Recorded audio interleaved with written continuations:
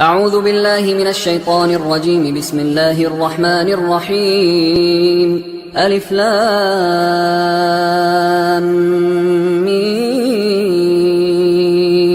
ذلك الكتاب لا ريب فيه هدى للمتقين الذين يؤمنون بالغيب ويقيمون الصلاة ومما رزقناهم ينفقون والذين يؤمنون بما أنزل إليك وما أنزل من قبلك وبالآخرة هم يوقنون أولئك على هدى من ربهم وأولئك هم المفلحون. إن الذين كفروا سواء عليهم أأنذرتهم أم لم تنذرهم لا يؤمنون. ختم الله على قلوبهم وعلى سمعهم وعلى أبصارهم غشاوة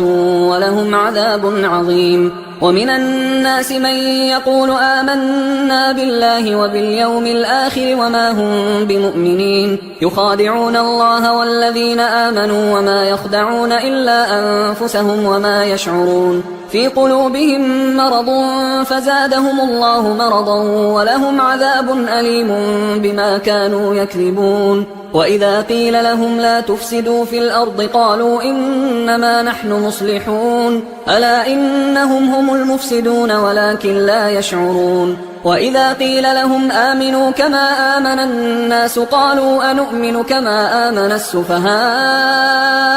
ألا إنهم هم السفهاء ولكن لا يعلمون. وإذا لقوا الذين آمنوا قالوا آمنا وإذا خلوا إلى شياطينهم قالوا إنا معكم إنما نحن مستهزئون. الله يستهزئ بهم ويمدهم في طغيانهم يعمهون. أولئك الذين اشتروا الضلالة بالهدى فما ربحت تجارتهم وما كانوا مهتدين. مثلهم كمثل الذي استوقد نارا فلما أضاءت ما حوله ذهب الله بنورهم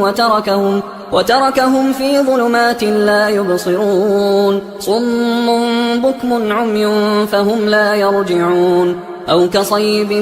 من السماء فيه ظلمات ورعد وبرق يجعلون أصابعهم في آذانهم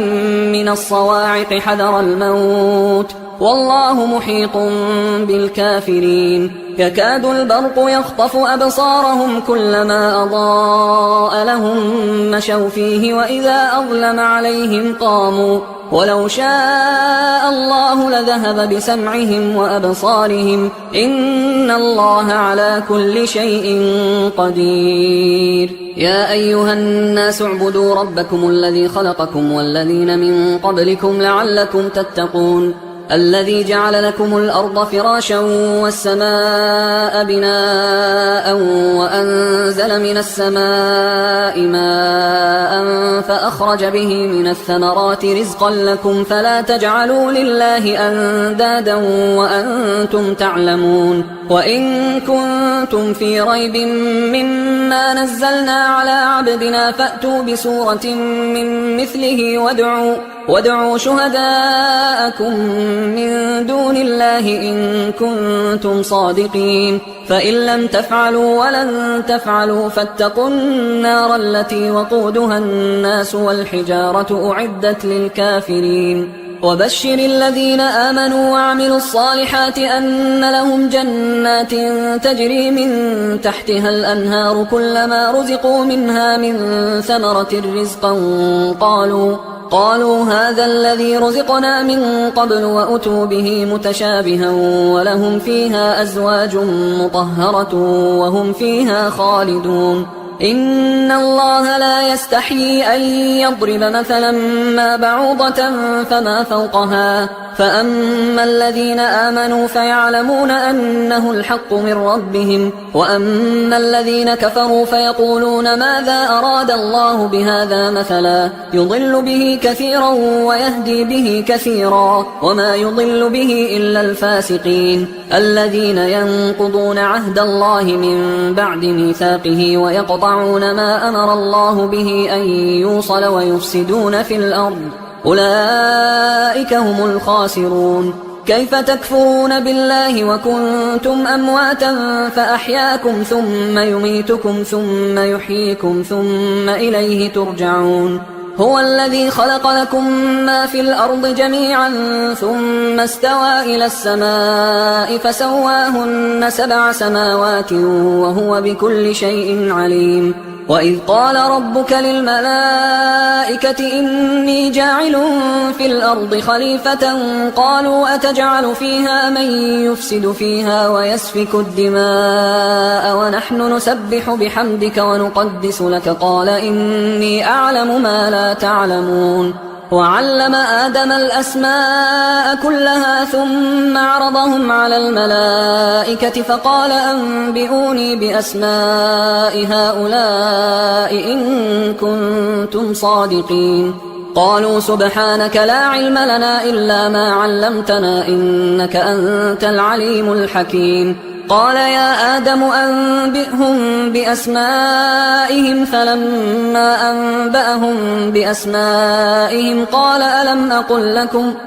ألم أقل لكم إني أعلم غيب السماوات والأرض وأعلم ما تبدون وما كنتم تكتمون وإذ قلنا للملائكة اسجدوا لآدم فسجدوا إلا إبليس أبى واستكبر وكان من الكافرين وقلنا يا آدم اسكن أنت وزوجك الجنة وكلا منها رغدا حيث شئتما ولا تقربا هذه الشجرة فتكونا من الظالمين فأزلهما الشيطان عنها فأخرجهما مما كانا فيه وقلنا اهبطوا بعضكم لبعض عدو ولكم في الأرض مستقر ومتاع إلى حين فتلقى آدم من ربه كلمات فتاب عليه إنه هو التواب الرحيم قلنا اهبطوا منها جميعا فإما يأتينكم مني هدى فمن تبع هداي فلا خوف عليهم ولا هم يحزنون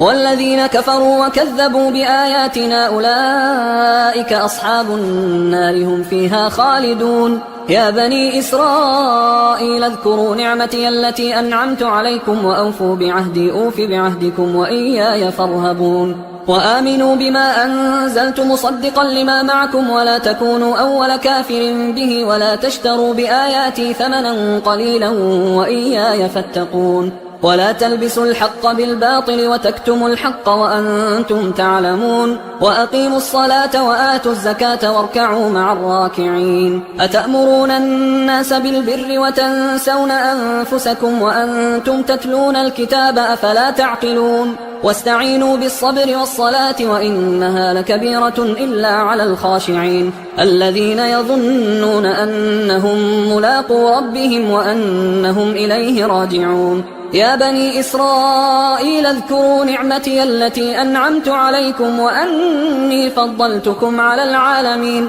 واتقوا يوما لا تجزي نفس عن نفس شيئا ولا يقبل منها شفاعة ولا يؤخذ منها عدل ولا هم ينصرون وإذ نجيناكم من آل فرعون يسومونكم سوء العذاب يذبحون أبناءكم ويستحيون نساءكم وفي ذلكم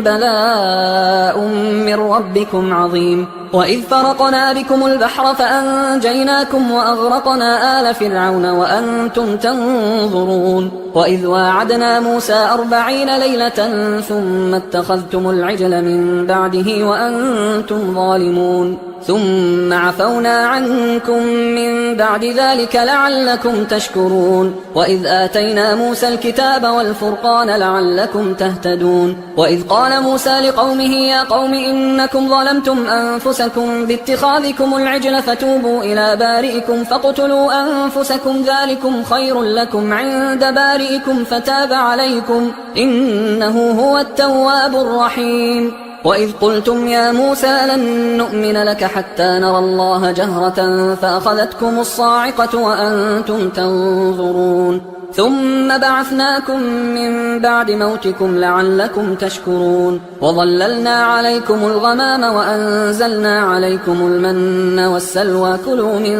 طيبات ما رزقناكم وما ظلمونا ولكن كانوا أنفسهم يظلمون وإذ قلنا ادخلوا هذه القرية فكلوا منها حيث شئتم رغدا وادخلوا الباب سجدا وقولوا حطة نغفر لكم خطاياكم وسنزيد المحسنين فبدل الذين ظلموا قولا غير الذي قيل لهم فأنزلنا على الذين ظلموا رجزا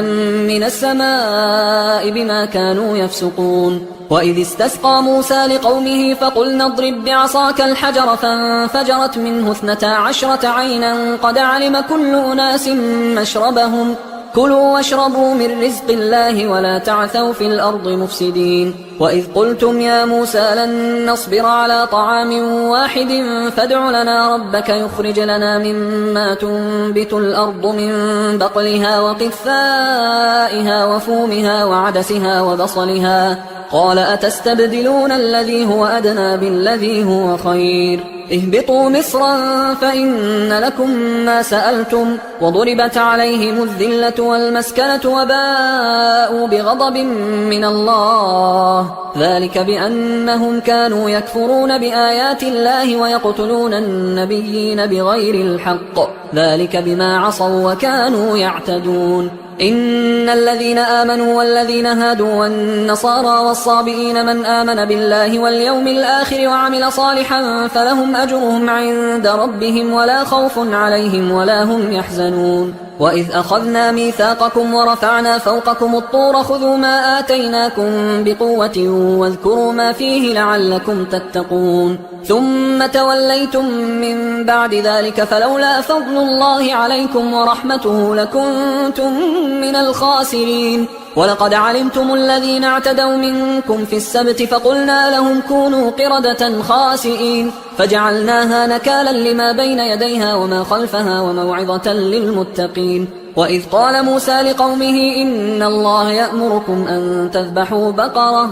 قالوا أتتخذنا هزوا قال أعوذ بالله أن أكون من الجاهلين قالوا ادع لنا ربك يبين لنا ما هي قال إنه يقول إنها بقرة لا فارض ولا بكر عوان بين ذلك فافعلوا ما تؤمرون قالوا ادع لنا ربك يبين لنا ما لونها قال إنه يقول إنها بقرة صفراء فاقع لونها تسر الناظرين قالوا ادع لنا ربك يبين لنا ما هي إن البقرة شابه علينا وإنا إن شاء الله لمهتدون قال إنه يقول إنها بقرة لا ذلول تثير الأرض ولا تسقي الحرث مسلمة لا شية فيها قالوا الآن جئت بالحق فذبحوها وما كادوا يفعلون وإذ قتلتم نفسا فادارأتم فيها والله مخرج ما كنتم تكتمون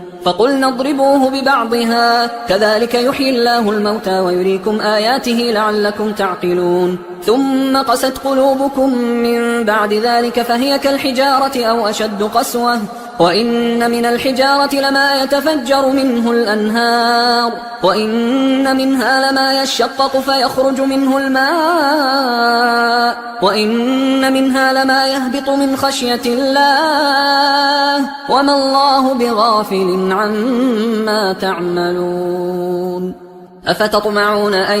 يؤمنوا لكم وقد كان فريق منهم يسمعون كلام الله ثم يحرفونه من بعد ما عقلوه وهم يعلمون وإذا لقوا الذين آمنوا قالوا آمنا وإذا خلا بعضهم إلى بعض قالوا أتحدثونهم بما فتح الله عليكم ليحاجوكم به عند ربكم أفلا تعقلون أولا يعلمون أن الله يعلم ما يسرون وما يعلنون ومنهم أميون لا يعلمون الكتاب إلا أماني وإنهم إلا يظنون فويل للذين يكتبون الكتاب بأيديهم ثم يقولون هذا من عند الله ليشتروا به ثمنا قليلا فويل لهم مما كتبت أيديهم وويل لهم مما يكسبون وقالوا لن تمسنا النار إلا أياما معدودة قل أتخذتم عند الله عهدا فلن يخلف الله عهده أم تقولون على الله ما لا تعلمون بلى من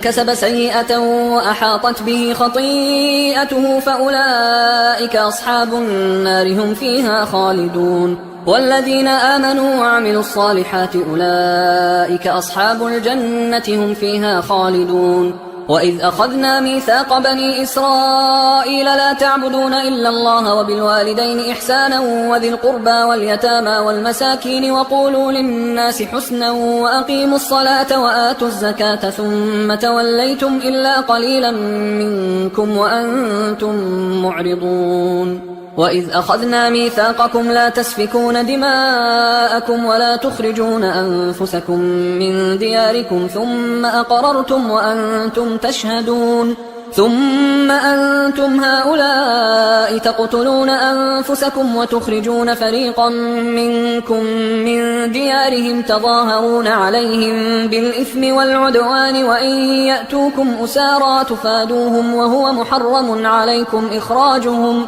أفتؤمنون ببعض الكتاب وتكفرون ببعض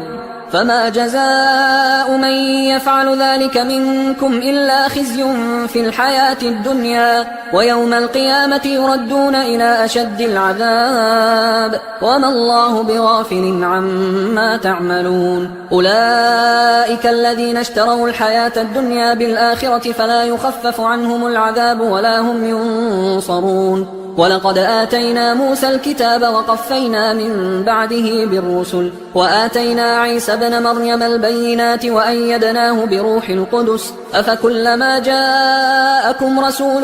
بما لا تهوى أنفسكم استكبرتم ففريقا كذبتم وفريقا تقتلون وقالوا قلوبنا غلف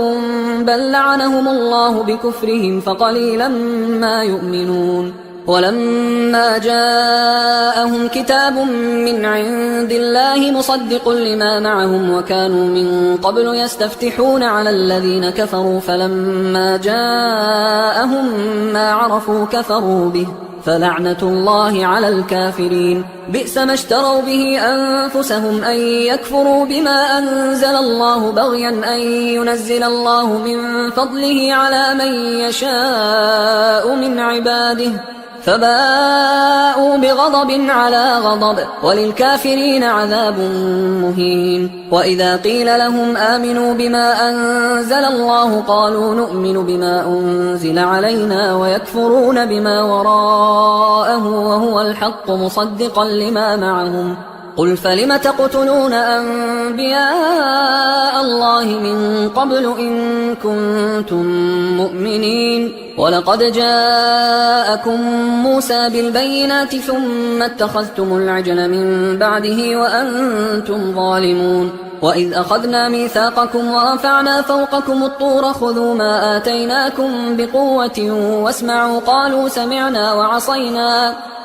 سمعنا وعصينا وأشربوا في قلوبهم العجل بكفرهم قل بئس ما يأمركم به إيمانكم إن كنتم مؤمنين قل إن كانت لكم الدار الآخرة عند الله خالصة من دون الناس فتمنوا الموت إن كنتم صادقين ولن يتمنوه أبدا بما قدمت أيديهم والله عليم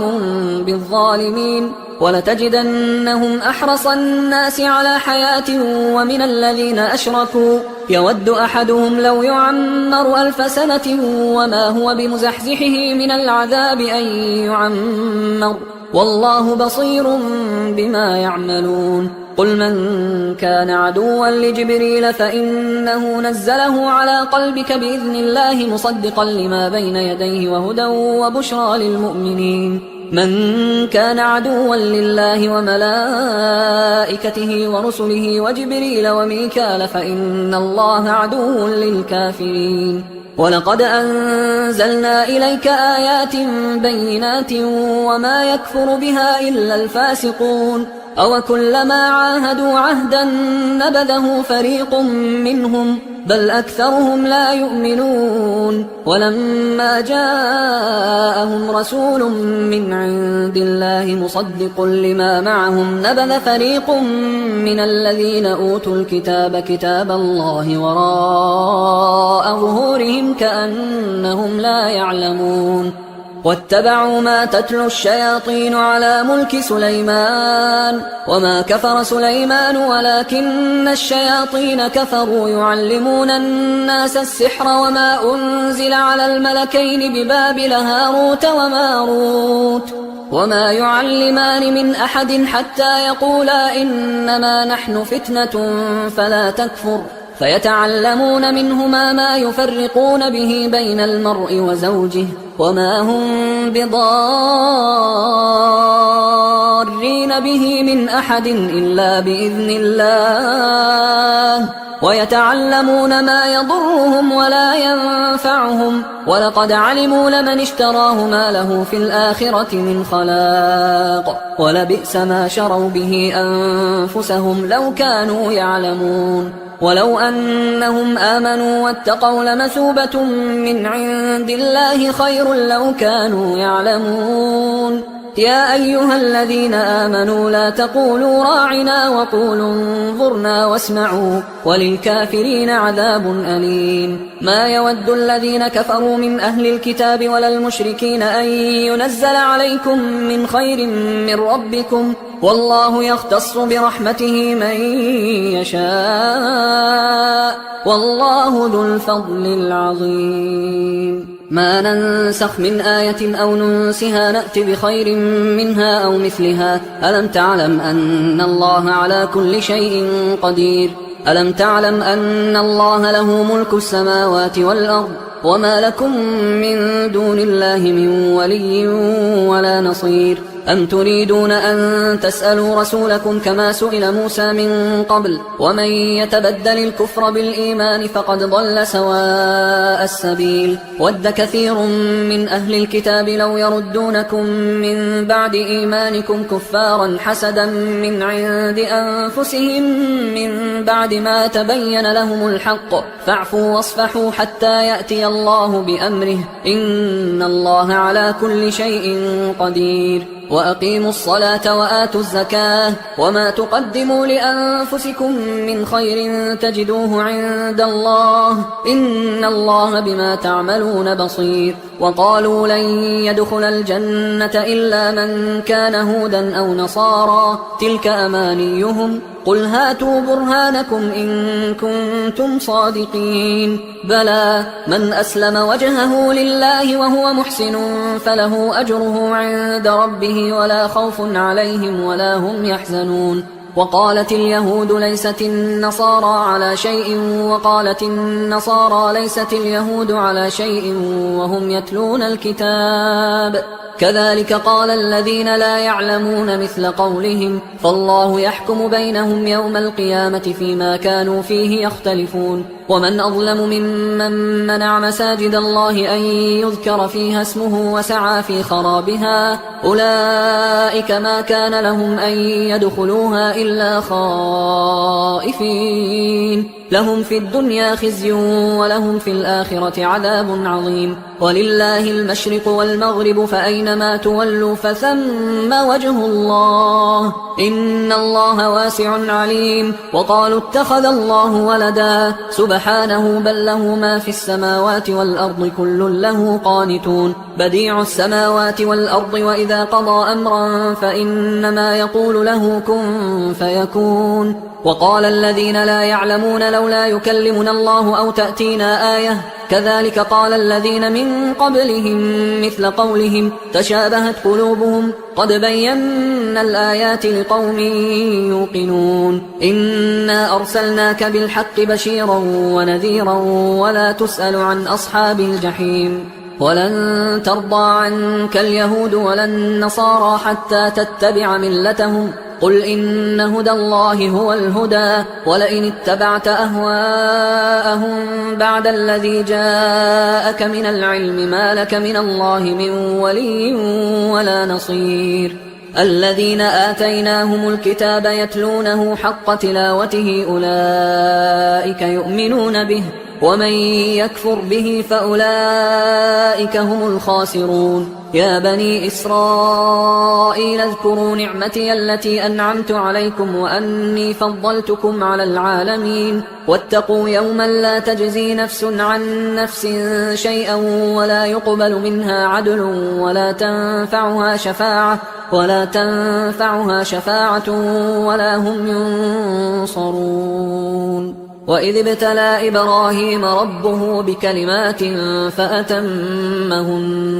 قال إني جاعلك للناس إماما قال ومن ذريتي قال لا ينال عهد الظالمين. وإذ جعلنا البيت مثابة للناس وأمنا واتخذوا من مقام إبراهيم مصلى وعهدنا إلى إبراهيم وإسماعيل أن طهرا بيتي للطائفين والعاكفين والركع السجود. وإذ قال إبراهيم رب اجعل هذا بلدا آمنا وارزق أهله من الثمرات من آمن منهم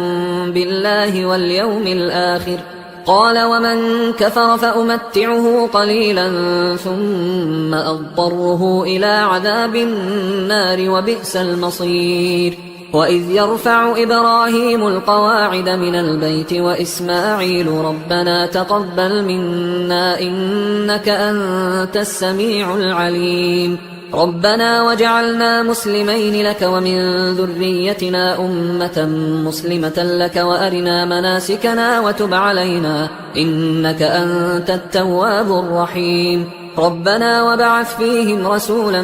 منهم يتلو عليهم آياتك ويعلمهم الكتاب والحكمة ويزكيهم إنك أنت العزيز الحكيم. ومن يرغب عن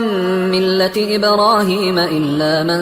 سفه نفسه ولقد اصطفيناه في الدنيا وإنه في الآخرة لمن الصالحين. إذ قال له ربه أسلم قال أسلمت لرب العالمين. ووصى بها إبراهيم بنيه ويعقوب يا بني إن الله اصطفى لكم الدين فلا تموتن إلا وأنتم مسلمون. أم كنتم شهداء إذ حضر يعقوب الموت إذ قال لبنيه ما تعبدون من بعدي قالوا نعبد إلهك وإله آبائك إبراهيم وإسماعيل وإسحاق إلها واحدا ونحن له مسلمون. تلك أمة قد خلت لها ما كسبت ولكم ما كسبتم ولا تسألون عما كانوا يعملون. وقالوا كونوا هودا أو نصارى تهتدوا قل بل ملة إبراهيم حنيفا وما كان من المشركين. قولوا آمنا بالله وما أنزل إلينا وما أنزل إلى إبراهيم وإسماعيل وإسحاق ويعقوب والأسباط وما أوتي موسى وعيسى وما أوتي النبيون من ربهم لا نفرق بين أحد منهم ونحن له مسلمون. فإن آمنوا بمثل ما آمنتم به فقد اهتدوا وإن تولوا فإنما هم في شقاق فسيكفيكهم الله وهو السميع العليم. صبغة الله ومن أحسن من الله صبغة ونحن له عابدون. قل أتحاجوننا في الله وهو ربنا وربكم ولنا أعمالنا ولكم أعمالكم ونحن له مخلصون. أم تقولون إن إبراهيم وإسماعيل وإسحاق ويعقوب والأسباط كانوا هودا أو نصارى قل أأنتم أعلم أم الله ومن أظلم ممن كتم شهادة عنده من الله وما الله بغافل عما تعملون. تلك أمة قد خلت لها ما كسبت ولكم ما كسبتم ولا تسألون عما كانوا يعملون. سيقول السفهاء من الناس ما ولاهم عن قبلتهم التي كانوا عليها قل لله المشرق والمغرب يهدي من يشاء إلى صراط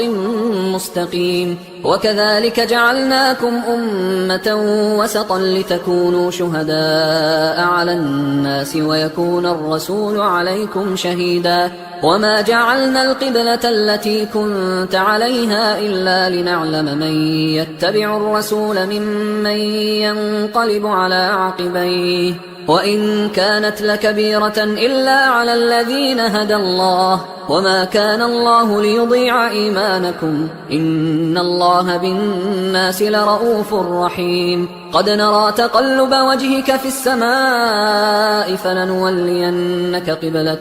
ترضاها فول وجهك شطر المسجد الحرام وحيث ما كنتم فولوا وجوهكم شطره وإن الذين أوتوا الكتاب ليعلمون أنه الحق من ربهم وما الله بغافل عما يعملون ولئن أتيت الذين أوتوا الكتاب بكل آية ما تبعوا قبلتك وما أنت بتابع قبلتهم وما بعضهم بتابع قبلة بعض ولئن اتبعت أهواءهم من بعد ما جاءك من العلم إنك إذا لمن الظالمين الذين آتيناهم الكتاب يعرفونه كما يعرفون أبناءهم وإن فريقا منهم ليكتمون الحق وهم يعلمون الحق من ربك فلا تكونن من الممترين ولكل وجهة هو موليها فاستبقوا الخيرات أينما تكونوا يأت بكم الله جميعا إن الله على كل شيء قدير ومن حيث خرجت فول وجهك شطر المسجد الحرام وإنه للحق من ربك وما الله بغافل عما تعملون ومن حيث خرجت فول وجهك شطر المسجد الحرام وحيث ما كنتم فولوا وجوهكم شطره لئلا يكون للناس عليكم حجة إلا الذين ظلموا منهم فلا تخشوهم واخشوني ولأتم نعمتي عليكم ولعلكم تهتدون كما أرسلنا فيكم رسولا منكم يتلو عليكم آياتنا ويزكيكم ويعلمكم الكتاب والحكمة ويعلمكم ما لم تكونوا تعلمون فاذكروني أذكركم واشكروا لي ولا تكفرون يا أيها الذين آمنوا استعينوا بالصبر والصلاة إن الله مع الصابرين ولا تقولوا لمن يقتل في سبيل الله أموات بل أحياء ولكن لا تشعرون ولنبلونكم بشيء من الخوف والجوع ونقص من الأموال والأنفس والثمرات وبشر الصابرين الذين إذا أصابتهم مصيبة قالوا إنا لله وإنا إليه راجعون أولئك عليهم صلوات من ربهم ورحمة وأولئك هم المهتدون إن الصفا والمروة من شعائر الله فمن حج البيت أو اعتمر فلا جناح عليه أن يطوف بهما ومن تطوع خيرا فإن الله شاكر عليم إن الذين يكتمون ما أنزلنا من البينات والهدى من بعد ما بيناه للناس في الكتاب أولئك يلعنهم الله ويلعنهم اللاعنون إلا الذين تابوا وأصلحوا وبينوا فأولئك أتوب عليهم وأنا التواب الرحيم إن الذين كفروا وماتوا وهم كفار أولئك عليهم لعنة الله والملائكة والناس أجمعين خالدين فيها لا يخفف عنهم العذاب ولا هم ينظرون وإلهكم إله واحد لا إله إلا هو الرحمن الرحيم إن في خلق السماوات والأرض واختلاف الليل والنهار والفلك التي تجري في البحر بما ينفع الناس وما أنزل الله من السماء من ماء فأحيا به الأرض بعد موتها وبث فيها من كل دابة وتصريف الرياح والسحاب المسخر بين السماء والأرض لآيات لقوم يعقلون ومن الناس من يتخذ من دون الله أندادا يحبونهم كحب الله والذين آمنوا أشد حبا لله ولو يرى الذين ظلموا إذ يرون العذاب أن القوة لله جميعا وأن الله شديد العذاب إذ تبرأ الذين اتبعوا من الذين اتبعوا ورأوا العذاب وتقطعت بهم الأسباب وقال الذين اتبعوا لو أن لنا كرة فنتبرأ منهم كما تبرأوا منا كذلك يريهم الله أعمالهم حسرات عليهم وما هم بخارجين من النار يا أيها الناس كلوا مما في الأرض حلالا طيبا ولا تتبعوا خطوات الشيطان إنه لكم عدو مبين إنما يأمركم بالسوء والفحشاء وأن تقولوا على الله ما لا تعلمون وإذا قيل لهم اتبعوا ما أنزل الله قالوا بل نتبع ما ألفينا عليه آباءنا أولو كان آباؤهم لا يعقلون شيئا ولا يهتدون ومثل الذين كفروا كمثل الذي ينعق بما لا يسمع إلا دعاء ونداء صم بكم عمي فهم لا يعقلون يا أيها الذين آمنوا كلوا من طيبات ما رزقناكم واشكروا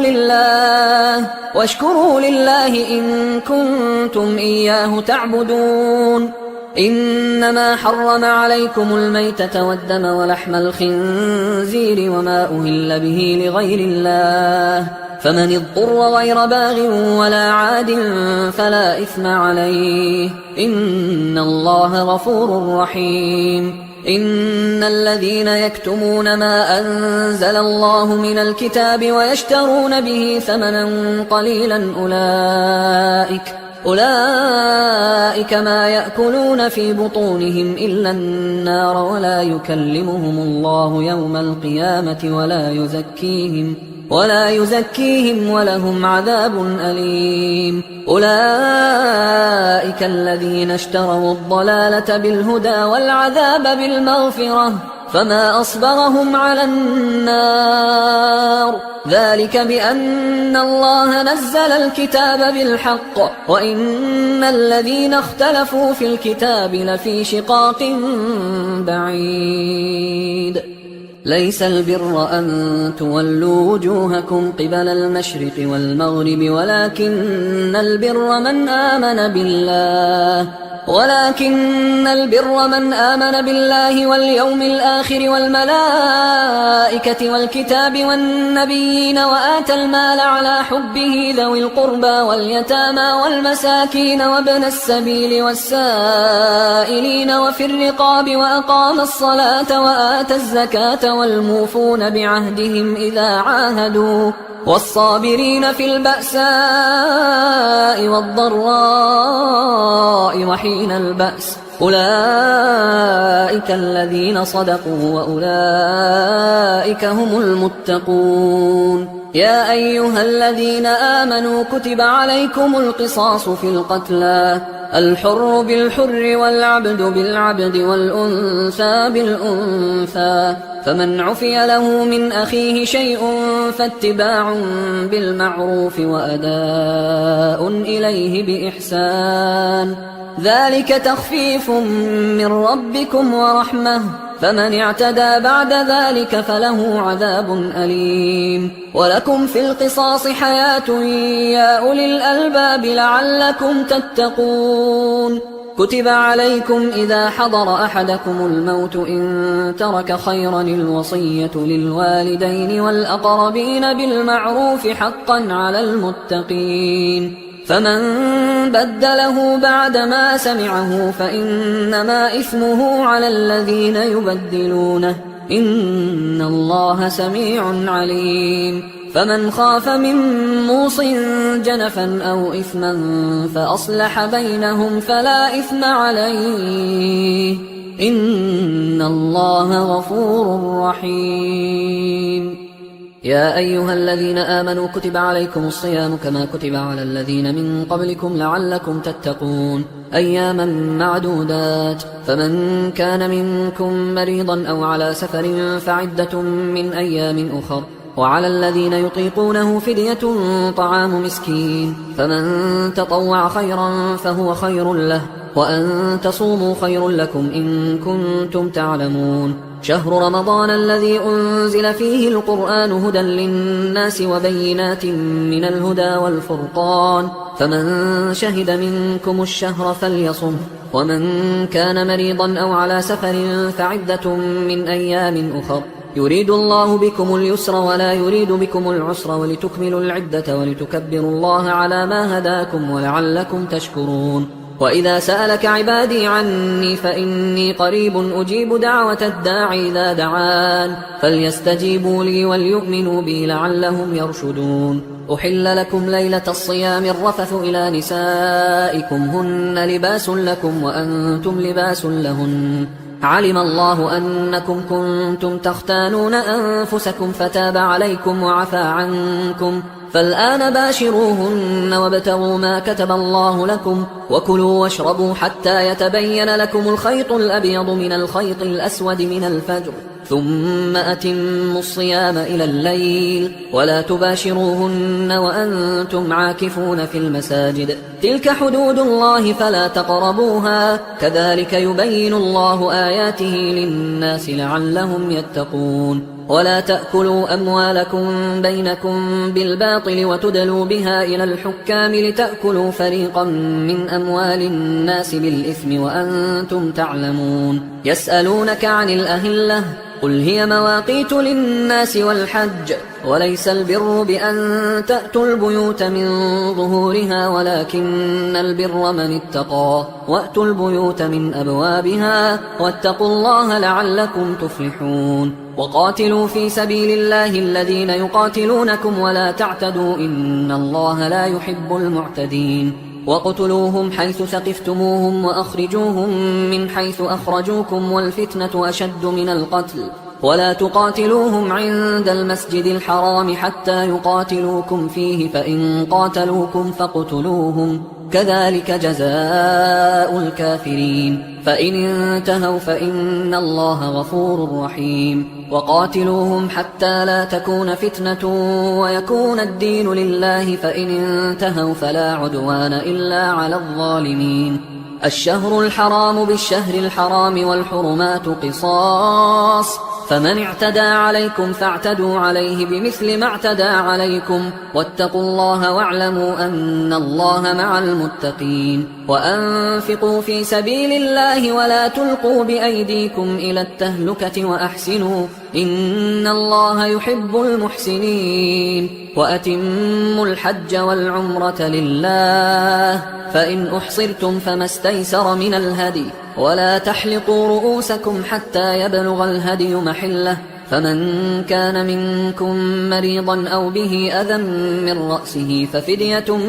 من صيام أو صدقة أو نسك فإذا أمنتم فمن تمتع بالعمرة إلى الحج فما استيسر من الهدي فمن لم يجد فصيام 3 أيام في الحج و7 إذا رجعتم تلك 10 كاملة ذلك لمن لم يكن أهله حاضر المسجد الحرام. واتقوا الله واعلموا أن الله شديد العقاب. الحج أشهر معلومات، فمن فرض فيهن الحج فلا رفث ولا فسوق ولا جدال في الحج، وما تفعلوا من خير يعلمه الله، وتزودوا فإن خير الزاد التقوى، واتقون يا أولي الألباب. ليس عليكم جناح أن تبتغوا فضلا من ربكم، فإذا أفضتم من عرفات فاذكروا الله عند المشعر الحرام واذكروه كما هداكم وإن كنتم من قبله لمن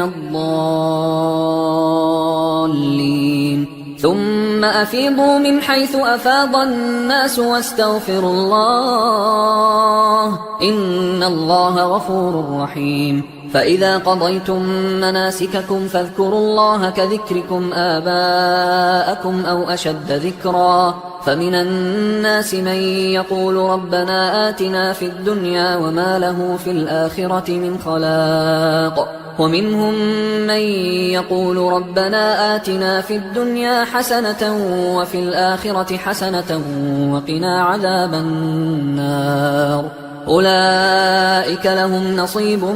مما كسبوا والله سريع الحساب. واذكروا الله في أيام معدودات، فمن تعجل في يومين فلا إثم عليه ومن تأخر فلا إثم عليه لمن اتقى. واتقوا الله واعلموا أنكم إليه تحشرون. ومن الناس من يعجبك قوله في الحياة الدنيا ويشهد الله على ما في قلبه وهو ألد الخصام. وإذا تولى سعى في الأرض ليفسد فيها ويهلك الحرث والنسل والله لا يحب الفساد. وإذا قيل له اتق الله أخذته العزة بالإثم فحسبه جهنم ولبئس المهاد. ومن الناس من يشري نفسه ابتغاء مرضات الله والله رؤوف بالعباد. يا أيها الذين آمنوا ادخلوا في السلم كافة ولا تتبعوا خطوات الشيطان إنه لكم عدو مبين. فإن زللتم من بعد ما جاءتكم البينات فاعلموا أن الله عزيز حكيم. هل ينظرون إلا أن يأتيهم الله في ظلل من الغمام والملائكة وقضي الأمر وإلى الله ترجع الأمور. سل بني إسرائيل كم آتيناهم من آية بينة ومن يبدل نعمة الله من بعد ما جاءته فإن الله شديد العقاب. زين للذين كفروا الحياة الدنيا ويسخرون من الذين آمنوا والذين اتقوا فوقهم يوم القيامة والله يرزق من يشاء بغير حساب. كان الناس أمة واحدة فبعث الله النبيين مبشرين ومنذرين وأنزل معهم الكتاب بالحق ليحكم بين الناس فيما اختلفوا فيه وما اختلف فيه إلا الذين أوتوه من بعد ما جاءتهم البينات بغيا بينهم فهدى الله الذين آمنوا لما اختلفوا فيه من الحق بإذنه والله يهدي من يشاء إلى صراط مستقيم. أم حسبتم أن تدخلوا الجنة ولما يأتكم مثل الذين خلوا من قبلكم مستهم البأساء والضراء وزلزلوا حتى يقول الرسول والذين آمنوا معه متى نصر الله ألا إن نصر الله قريب يسألونك ماذا ينفقون قل ما أنفقتم من خير فللوالدين والأقربين واليتامى والمساكين وابن السبيل وما تفعلوا من خير فإن الله به عليم كتب عليكم القتال وهو كره لكم وعسى أن تكرهوا شيئا وهو خير لكم وعسى أن تحبوا شيئا وهو شر لكم والله يعلم وأنتم لا تعلمون يسألونك عن الشهر الحرام قتال فيه قل قتال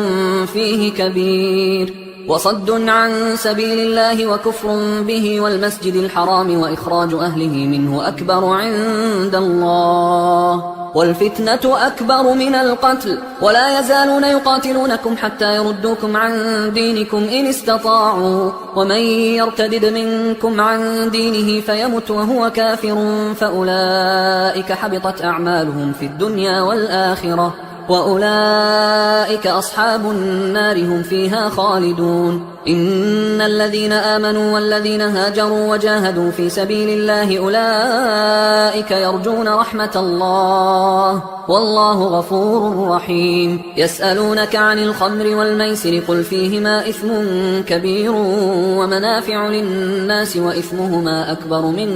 نفعهما ويسألونك ماذا ينفقون قل العفو كذلك يبين الله لكم الآيات لعلكم تتفكرون في الدنيا والآخرة ويسألونك عن اليتامى قل إصلاح لهم خير وإن تخالطوهم فإخوانكم والله يعلم المفسد من المصلح ولو شاء الله لأعنتكم إن الله عزيز حكيم ولا تنكحوا المشركات حتى يؤمن ولأمة مؤمنة خير من مشركة ولو أعجبتكم ولا تنكحوا المشركين حتى يؤمنوا ولعبد مؤمن خير من مشرك ولو أعجبكم أولئك يدعون إلى النار والله يدعو إلى الجنة والمغفرة بإذنه ويبين آياته للناس لعلهم يتذكرون ويسألونك عن المحيض قل هو أذى فاعتزلوا النساء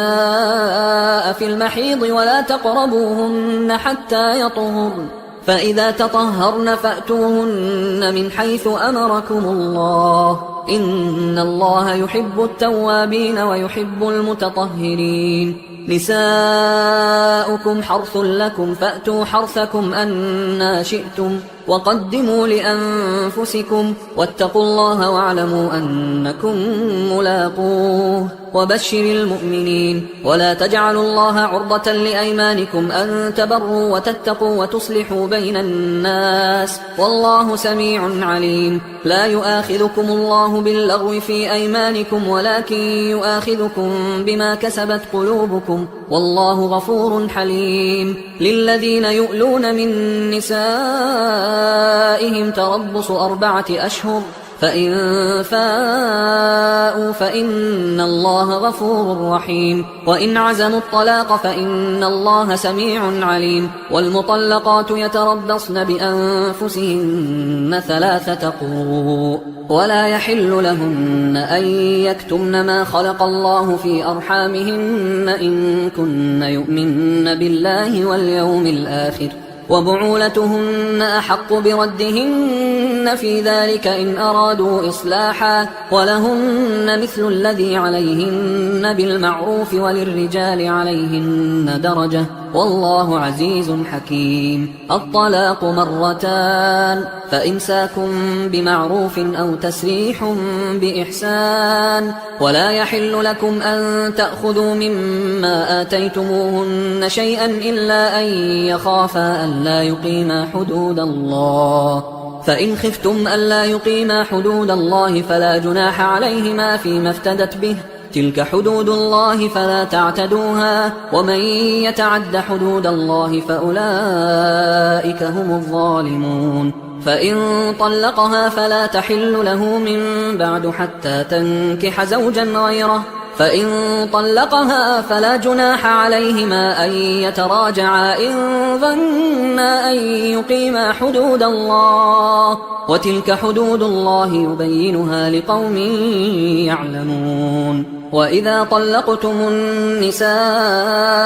فبلغن أجلهن فأمسكوهن بمعروف أو سرحوهن بمعروف، ولا تمسكوهن ضرارا لتعتدوا، ومن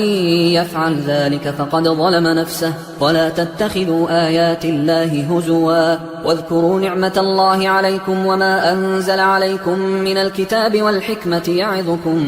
به، واتقوا الله واعلموا أن الله بكل شيء عليم. وإذا طلقتم النساء فبلغن أجلهن فلا تعضلوهن أن ينكحن أزواجهن إذا تراضوا بينهم بالمعروف، ذلك يوعظ به من كان منكم يؤمن بالله واليوم الآخر، ذلكم أزكى لكم وأطهر، والله يعلم وأنتم لا تعلمون. والوالدات يرضعن أولادهن حولين كاملين لمن أراد أن يتم الرضاعة، وعلى المولود له رزقهن وكسوتهن بالمعروف، لا تكلف نفس إلا وسعها، لا تضار والدة بولدها ولا مولود له بولده، وعلى الوارث مثل ذلك، فإن أرادا فصالا عن تراض منهما وتشاور فلا جناح عليهما. وإن أردتم أن تسترضعوا أولادكم فلا جناح عليكم إذا سلمتم ما آتيتم بالمعروف، واتقوا الله واعلموا أن الله بما تعملون بصير. والذين يتوفون منكم ويذرون أزواجا يتربصن بأنفسهن 4 أشهر و10، فإذا بلغن أجلهن فلا جناح عليكم فيما فعلن في أنفسهن بالمعروف، والله بما تعملون خبير. ولا جناح عليكم فيما عرضتم به من خطبة النساء أو أكننتم في أنفسكم، علم الله أنكم ستذكرونهن ولكن لا تواعدوهن سرا إلا أن تقولوا قولا معروفا، ولا تعزموا عقدة النكاح حتى يبلغ الكتاب أجله، واعلموا أن الله يعلم ما في أنفسكم فاحذروه، واعلموا أن الله غفور حليم. لا جناح عليكم إن طلقتم النساء ما لم تمسوهن أو تفرضوا لهن فريضة، ومتعوهن على الموسع قدره وعلى المقتر قدره متاعا بالمعروف حقا على المحسنين. وإن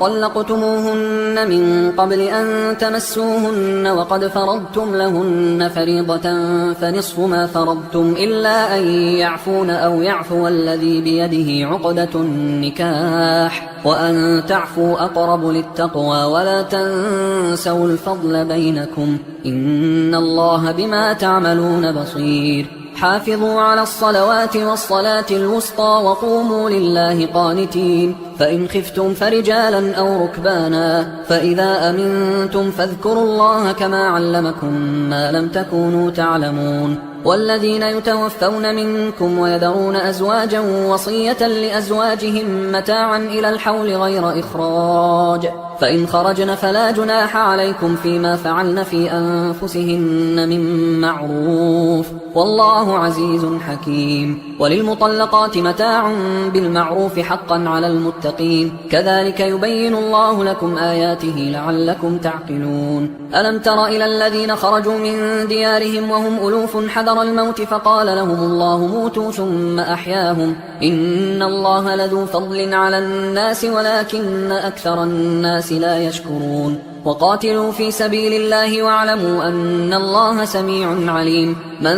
ذا الذي يقرض الله قرضا حسنا فيضاعفه له أضعافا كثيرة، والله يقبض ويبسط وإليه ترجعون. ألم تر إلى الملأ من بني إسرائيل من بعد موسى إذ قالوا لنبي له مبعث لنا ملكا نقاتل في سبيل الله، قال هل عسيتم إن كتب عليكم القتال ألا تقاتلوا؟ قالوا وما لنا ألا نقاتل في سبيل الله وقد أخرجنا من ديارنا وأبنائنا، فلما كتب عليهم القتال تولوا إلا قليلا منهم والله عليم بالظالمين. وقال لهم نبيهم إن الله قد بعث لكم طالوت ملكا قالوا أنى يكون له الملك علينا ونحن أحق بالملك منه ولم يؤت سعة من المال قال إن الله اصطفاه عليكم وزاده بسطة في العلم والجسم والله يؤتي ملكه من يشاء والله واسع عليم. وقال لهم نبيهم إن آية ملكه أن يأتيكم التابوت فيه سكينة من ربكم وبقية مما ترك آل موسى وآل هارون تحمله الملائكة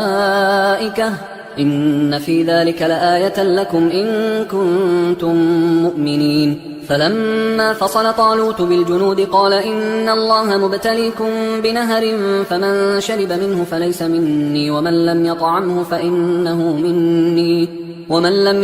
فإنه مني إلا من اغترف غرفة بيده فشربوا منه إلا قليلا منهم. فلما جاوزه هو والذين آمنوا معه قالوا لا طاقة لنا اليوم بجالوت وجنوده. قال الذين يظنون أنهم ملاقوا الله كم من فئة قليلة غلبت فئة كثيرة بإذن الله والله مع الصابرين. ولما برزوا لجالوت وجنوده قالوا ربنا أفرغ علينا صبرا وثبت أقدامنا وانصرنا على القوم الكافرين. فهزموهم بإذن الله وقتل داود جالوت وآتاه الله الملك والحكمة وعلمه مما يشاء ولولا دفع الله الناس بعضهم ببعض لفسدت الأرض ولكن الله ذو فضل على العالمين. تلك آيات الله نتلوها عليك بالحق وإنك لمن المرسلين. تلك الرسل فضلنا بعضهم على بعض منهم من كلم الله ورفع بعضهم درجات وآتينا عيسى ابن مريم البينات وأيدناه بروح القدس ولو شاء الله ما اقتتل الذين من بعدهم من بعد ما جاءتهم البينات ولكن اختلفوا فمنهم من آمن ومنهم من كفر ولو شاء الله ما اقتتلوا ولكن الله يفعل ما يريد. يا أيها الذين آمنوا أنفقوا مما رزقناكم من قبل أن يأتي يوم لا بيع فيه ولا خلة ولا شفاعة والكافرون هم الظالمون. الله لا إله إلا هو الحي القيوم لا تأخذه سنة ولا نوم له ما في السماوات وما في الأرض من ذا الذي يشفع عنده إلا بإذنه يعلم ما بين أيديهم وما خلفهم ولا يحيطون بشيء من علمه إلا بما شاء وسع كرسيه السماوات والأرض ولا يؤوده حفظهما وهو العلي العظيم. لا إكراه في الدين قد تبين الرشد من الغي فمن يكفر بالطاغوت ويؤمن بالله فقد استمسك بالعروة الوثقى لا انفصام لها والله سميع عليم. الله ولي الذين آمنوا يخرجهم من الظلمات إلى النور والذين كفروا أولياؤهم الطاغوت يخرجونهم من النور إلى الظلمات أولئك أصحاب النار هم فيها خالدون. ألم تر إلى الذي حاج إبراهيم في ربه أن آتاه الله الملك إذ قال إبراهيم ربي الذي يحيي ويميت قال أنا أحيي وأميت قال إبراهيم فإن الله يأتي بالشمس من المشرق فأت بها من المغرب فبهت الذي كفر والله لا يهدي القوم الظالمين. أو كالذي مر على قرية وهي خاوية على عروشها قال أنى يحيي هذه الله بعد موتها فأماته الله 100 عام ثم بعثه قال كم لبثت قال لبثت يوما أو بعض يوم قال بل لبثت 100 عام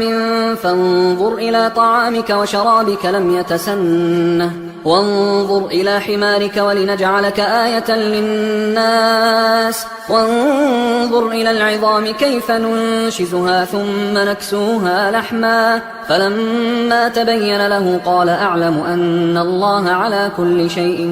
قدير وإذ قال إبراهيم رب أرني كيف تحيي الموتى قال أولم تؤمن قال بلى ولكن ليطمئن قلبي قال فخذ 4 من الطير فصرهن إليك ثم اجعل على كل جبل منهن جزءا ثم ادعهن يأتينك سعيا واعلم أن الله عزيز حكيم مثل الذين ينفقون أموالهم في سبيل الله كمثل حبة أنبتت 7 سنابل في كل سنبلة 100 حبة والله يضاعف لمن يشاء والله واسع عليم الذين ينفقون أموالهم في سبيل الله ثم لا يتبعون ما أنفقوا منا ولا أذى لهم أجرهم عند ربهم ولا خوف عليهم ولا هم يحزنون قول معروف ومغفرة خير من صدقة يتبعها أذى والله غني حليم يا أيها الذين آمنوا لا تبطلوا صدقاتكم بالمن والأذى كالذي ينفق ماله رئاء الناس ولا يؤمن بالله واليوم الآخر فمثله كمثل صفوان عليه تراب